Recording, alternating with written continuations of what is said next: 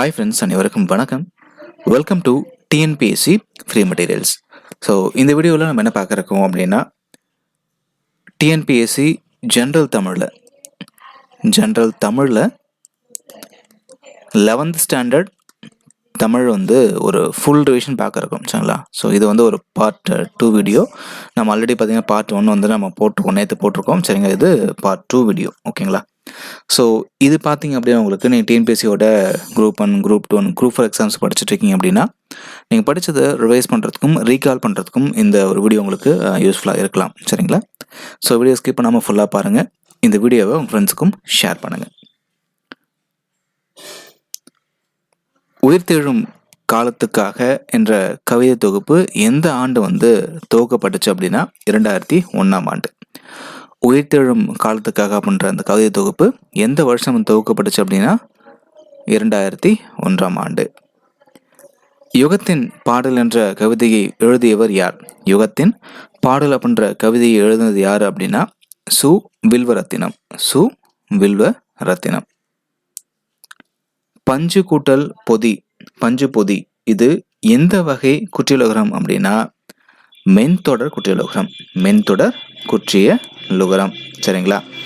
மொழி என்ற ஒன்று பிறந்தவுடன் உலகம் என்பது நான் என்பதும் தனித்தடியாக பிரிந்து தங்களை தனித்துவமாக நிலைநிறுத்திக் கொள்கின்றன.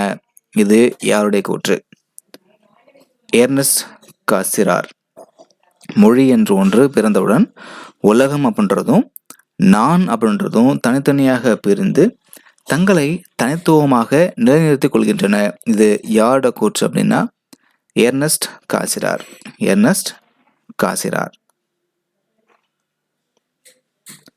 திருமலை முருகன் பள்ளு நூலின் ஆசிரியர் யார்? திருமலை முருகன் பள்ளு நூலோட ஆசிரியர் யாரு அப்படின்னா பெரியவன் கவிராயர். ஊமை சென்னாய் என்ற கதையை எழுதியவர் யார்? ஊமை சென்னாய் அப்படின்ற கதையை எழுதினது யாரு அப்படின்னா ஜெயமோகன். பதில் ஜெயமோகன். பாரதியார் எந்த இதழில் குறள் வெண்பா எழுதினார்? பாரதியார் எந்த இதழில் குறள் வெண்பா எழுதினாங்க அப்படின்னா சக்கரவர்த்தினி. ஸோ இந்த இதழில் தான் பாரதியார் இந்த குறள் வெண்பாவை எழுதினாரு.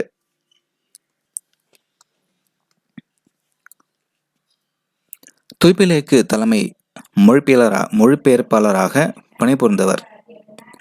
தொய்பிலேக்கு தலைமை மொழிபெயர்ப்பாளராக பணிபுரிந்தவர் ஆனந்தரங்கர். ஸோ தொய்பிலேக்கு தலைமை மொழிபெயர்ப்பாளராக யார் வேலை பார்த்தது அப்படின்னா ஆனந்தரங்கர். கீழ்கண்டவற்றுள் பாரதியார் பணியாற்றாத இதழ் எது அப்படின்னா வெளிச்சமும் நுண்கலையும். ஸோ இதில் எந்த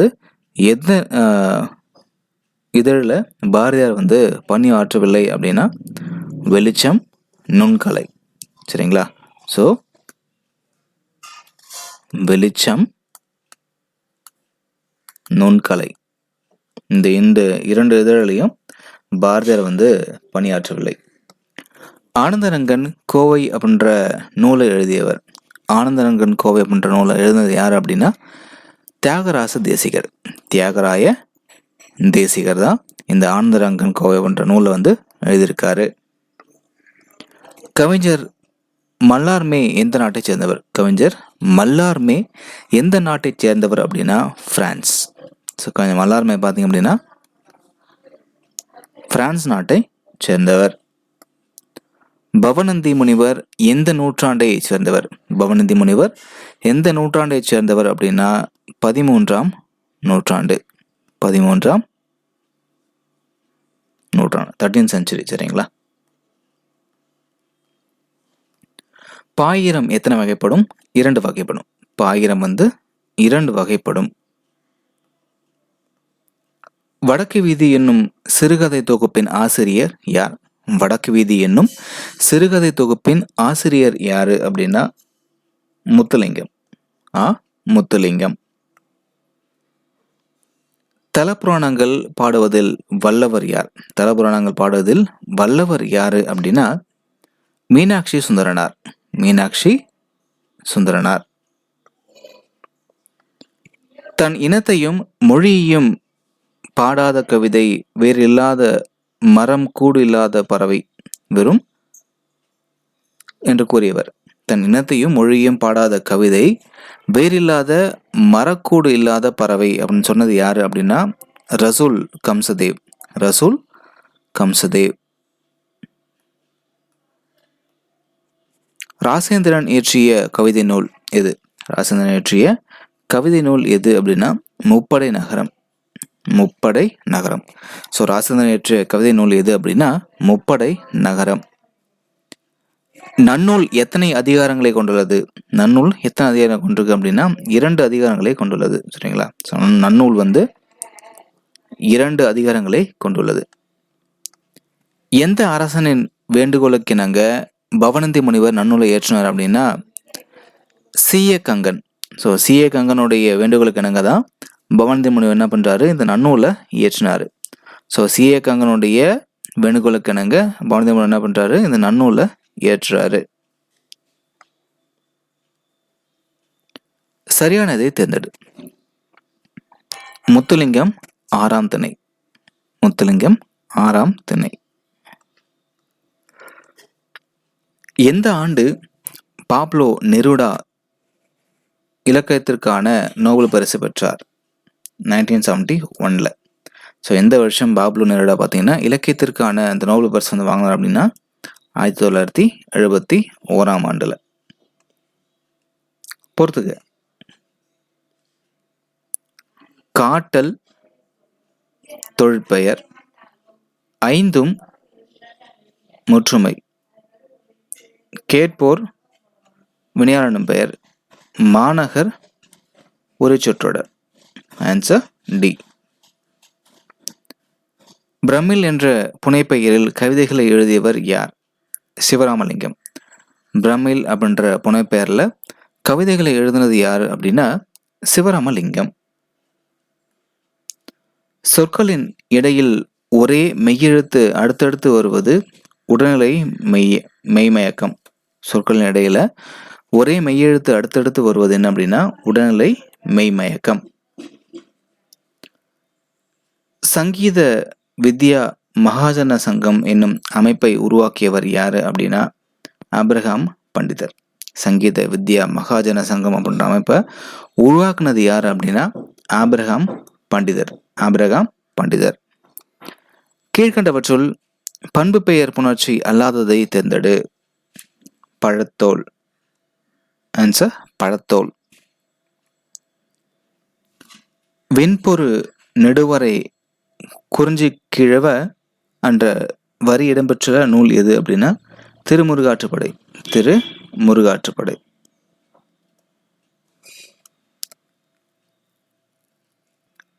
சி.வை. தாமோதரனார் எந்த இதழில் ஆசிரியராக பணியாற்றினார் அப்படின்னா தினவர்த்த மானி. தினவர்த்த மானி. ஸோ இந்த இதழில் தான் சி.வை. தாமோதரனார் வந்து ஆசிரியராக பணியாற்றினார். காவடி சிந்தை பாடினது யாரு அப்படின்னா அண்ணாமலையார். காவடி சிந்தை பாடினது யாரு அப்படின்னா அண்ணாமலையார். பொறுத்துக. 1835ஆம் ஆண்டு சென்னை மருத்துவக் கல்லூரி, 1857ஆம் ஆண்டு சென்னை பல்கலைக்கழகம், 1910 தமிழ்நாடு இடைநிலை கல்வி வாரியம், 1859 கிண்டி பொறியியல் கல்லூரி. Answer C. பொறுத்துக. வெண்சுவை பண்புத்தொகை. ஸோ வெண்சுவை அப்படின்றது பண்புத்தொகை. ஒழுகுநீர் அப்படின்றது வினைத்தொகை. அறிவும் ஒழுக்கமும் அப்படின்றது எண்ணுமை. பயிரல் அப்படின்றது தொழிற்பெயர். Answer D. இந்தியாவில் முதலில் தோன்றிய அச்சேரிய மொழி. ஸோ இந்தியாவில் முதல் தோன்றிய அச்சேரிய மொழி எது அப்படின்னா தமிழ் தான். சரிங்களா? பதில் தமிழ்.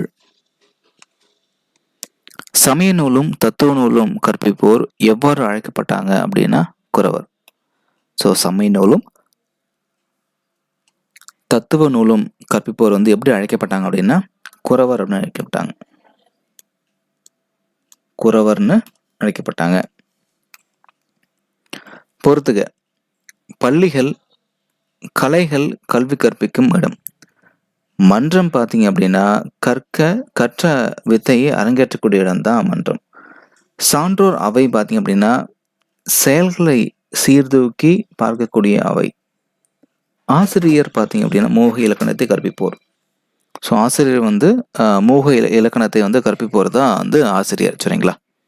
ஸோ பள்ளிகள் வந்து கலைகளை கற்பிக்கக்கூடிய இடம், கலைகள் கல்வி கற்பிக்கக்கூடிய இடம். மன்றம் வந்து கற்ற வித்தையை அரங்கேற்றக்கூடிய இடம். சான்றோர் அவை பார்த்தீங்கன்னா செயல்களை சீர்தூக்கி பார்க்கக்கூடிய அவை. ஆசிரியர் வந்து மூவகை இலக்கணத்தை கற்பிப்போர்.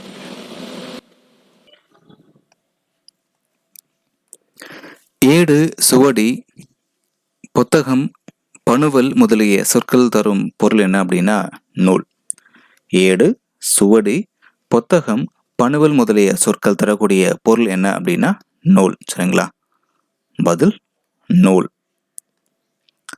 சாமுவேல் பெப்பசி எந்த மன்னரின் காலத்து நிகழ்வுகளை நாட்குறிப்பாக பதிவு செய்தார் அப்படின்னா இரண்டாம் சார்லஸ். சரிங்களா? ஸோ சாமுவேல் பெப்பிசு எந்த மன்னருடைய காலத்து நிகழ்வுகளை டெய்லி லாகாக வந்து பதிவு பண்ணார் அப்படின்னா இரண்டாம் சார்லஸ் உடையது. சரிங்களா? Second Charles. ஆனந்த கூத்தர் பற்றி எழுதப்பட்ட நூல்களில் அல்லாதது எது அப்படின்னா லங்காபுரி ராஜா. ஸோ ஆனந்த கூத்தர் பற்றி எழுதப்பட்ட நூல்களில் இல்லாதது எது அப்படின்னா லங்காபுரி ராஜா அப்படின்றதான். யாருடைய காலத்தில் நாட்குறிப்பு தடை செய்யப்பட்டிருந்துச்சு அப்படின்னா அவுரங்கசீப். ஸோ யாருடைய காலத்தில் நாட்குறிப்பு தடை செய்யப்பட்டிருந்துச்சு அப்படின்னா அவுரங்கசீப். பதில் அவுரங்கசீப். ராசராச சோழனால் தட்சிணமேரு என்று அழைக்கப்பட்ட கோவில் எது? உலோகமா தேவிச்சுரம்.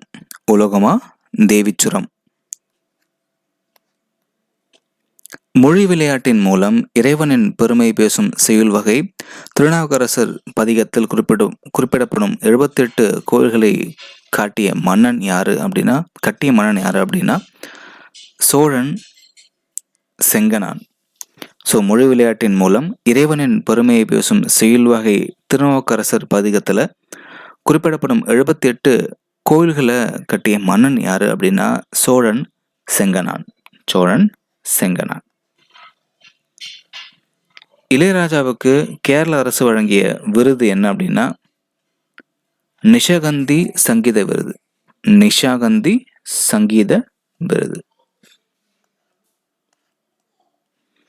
கீழ்கண்டவற்றுள் பெண்கள் விளையாடும் விளையாட்டு எது அப்படின்னா சாழல். ஸோ கீழ்கண்டவற்றில் பெண்கள் விளையாடக்கூடிய விளையாட்டு எது அப்படின்னா சாழல். பிரெஞ்சு மொழியில் அமைந்த எந்த சட்டத்தை தமிழ் வடிவில் பாரதிதாசன் மொழிபெயர்த்தார் அப்படின்னா தொழிலாளர் நலச்சட்டம். ஸோ பிரெஞ்சு மொழியில் அமைந்த எந்த சட்டத்தை தமிழ் வடிவில் பாரதிதாசன் வந்து டிரான்ஸ்லேட் பண்ணியிருந்தாரு அப்படின்னா தொழிலாளர் நலச்சட்டத்தை தான் பிரெஞ்சுலேருந்து அவர் வந்து டிரான்ஸ்லேஷன் பண்ணியிருப்பாரு. பில்கணியம் என்னும் காவியம் எந்த மொழியில் இயற்றப்பட்டுச்சு அப்படின்னு கேட்டிருக்காங்க. பில்கணியம் அப்படின்ற காவியம் எந்த மொழியில் இயற்றப்பட்டது அப்படின்னா வடமொழி. பதில் வடமொழி. சேர மன்னர்கள் 10 பேரின் சிறப்புகளை பற்றி எடுத்திருக்கக்கூடிய நூல் எது அப்படின்னா 1810. சேர மன்னர்கள் 10 பேருடைய சிறப்புகளை பற்றி எடுத்திருக்கக்கூடிய நூல் எது அப்படின்னா 1810. கீழ்கண்டவர்களில் வானம்பாடி கவிஞர்களின் ஒருவரை தேர்வு செய்ய சொல்லியிருக்காங்க. ஸோ கீழ்கண்டவரில் வானம்பாடி கவிஞர்களில் ஒருவர் தேர்வு செய்ய சொல்லியிருக்காங்க. யார் அப்படின்னா அப்துல் ரஹ்மான். பதில் அப்துல் ரஹ்மான். பொறுத்துக. அந்நியன் ஆல்பர் காம்யூ. ஆல்பர் காம்யூ. உருமாற்றம் காப்கா. சொற்கள் ராக் பிரவர். குட்டி இளவரசன் எக்ஸுபெரி. Answer D. தமிழ்நாட்டில் கல்வித்துறையில் 3ஆம் பாலின பிரிவு உருவாக்கப்பட்ட பின்பு தாகூர் எழுதிய அமரர் சோனர் பங்களா எந்த தேசத்தின் நாட்டு பண்ணாக உள்ளது அப்படின்னா வங்காளதேசம். பதில் வங்காள தேசம். கட்டடக்கலை என்பது உறைந்து போன இசை. இது யாருடைய கூற்று? ஃப்ரெடரிகா வென்ஸ்லீவிங். ஃப்ரெடரிகா வென்ஸ்லீவிங். ஸோ இவங்க கூற்று தான் கட்டடக்கலை அப்படின்றது உறைந்து போன இசை. ஸோ இது வந்து யாரோட கூற்று அப்படின்னா ஃப்ரெடரிகா வென்ஸ்லீவிங். வாழ்வனில் செம்மை செய்பவள் நீயே என்ற பாடல் எந்த அரசின் தமிழ்த்தாய் வாழ்த்து பாடல் ஆகும் அப்படின்னா புதுவை. ஆன்சர் புதுவை. ஸோ இன்னைக்கு நாம டிஎன்பிஎஸ்சி ஜென்ரல் தமிழில் 11th ஸ்டாண்டர்ட் தமிழ் ஃபுல் ரிவிஷனில் பார்ட் 2 பார்த்துருக்கோம். ஸோ இது மாதிரி இன்னும் பல அப்டேட்ஸ்க்கு நம்ம பேஜை சப்ஸ்கிரைப் பண்ணி வச்சுக்கோங்க. நம்மளோட அடுத்த வீடியோவில் 9th ஸ்டாண்டர்ட் தமிழ் ஒரு ஃபுல் ரிவிஷன் பேக்காக இருக்கிறோம். ஸோ வீடியோ ஸ்கிப் பண்ணாமல் ஃபுல்லாக பாருங்கள். இந்த வீடியோவை உங்கள் ஃப்ரெண்ட்ஸுக்கும் ஷேர் பண்ணிக்கோங்க. நன்றி, வணக்கம்.